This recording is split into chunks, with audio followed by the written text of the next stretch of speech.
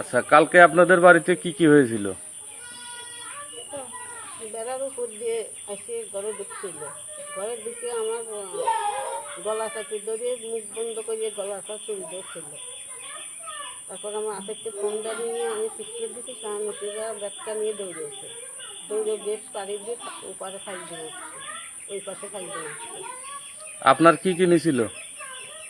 টাকা নিচে ৮০,০০০, ট্রেন ছিল এটা নিচে, আর কি নিছে? ফোন নিচে, ভেনেটি ব্যাগ ব্যাগ ধরে নিয়ে গেছে। কয়জন আসছিল?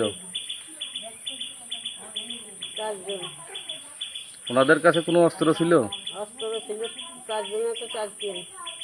আচ্ছা, এটা কি ছুরি নাকি রাইফেল, পিস্তল? রাইফেল পিস্তলের জন্য এরকম ৪ জন। বলেন, আপনি কি কি দেখছেন? আমি দেখছি আমার হলো চুল ধরে টাইনে উঠে ছুরি ধরছে গলার উপর।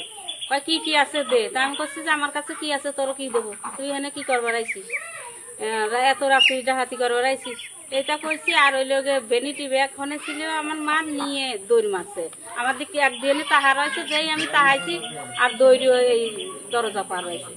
কাউকে কি চিনতে পারছেন? চিনতে পারি নাই। কাউকে চিনতে পারেন নাই? না। কয়জন বাধা ছিল? ৩-৪ জন ছিল। আচ্ছা, আপনাদের কি দরজা খোলা ছিল বাইরের নাকি? না, বাইরের দরজা খোলা ছিল না, সব তালা দেওয়া ছিল। আসছিল কোন পাশ দিয়ে?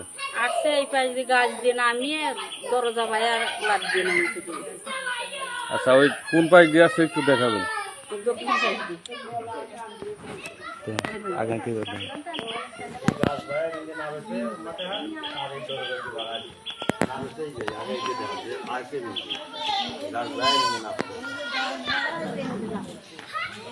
মাটি জড়ানো আছে চিনি এই গাছ বাইরে আমি দিনা বসে আর যার সময় গড়তে দৌড় আসে দিয়ে এই দিয়ে পাড়া ওইখানে ঝাঁপটি নামছে।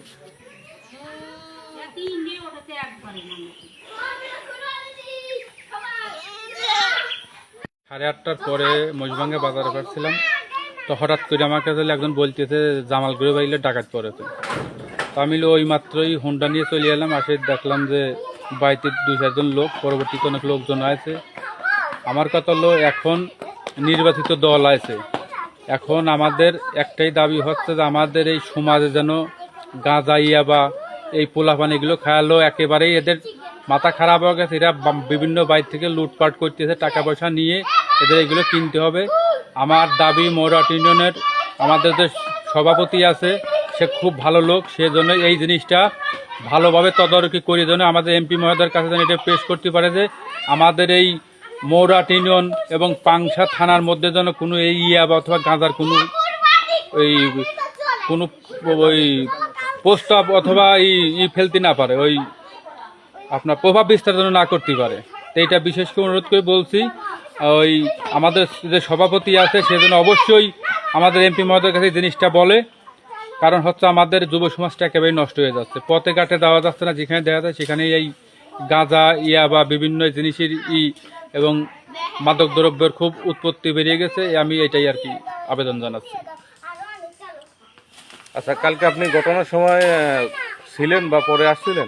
আমি এখানে এটা ঘটনার পরে 10 মিনিট পরে এখানে চলে আইছি। আসার পরে দেখলাম যে এদের কাছে জিজ্ঞাসাবাদ করলাম, বললো যে এইভাবে আসছে অস্ত্র নিয়ে ওই রুমের ভিতরে ঢুকি একেবারে গলায় অস্ত্র ধরিয়ে মোবাইল কাহিনীতে ভ্যানিটি ব্যাগ ছিল, ওখানে টাকা পয়সা ছিল, ওইগুলো নিয়ে টিয়ে তারা এই গেট ছিল, গেটের ভিতর দিয়ে পাড়া চলে গেছে।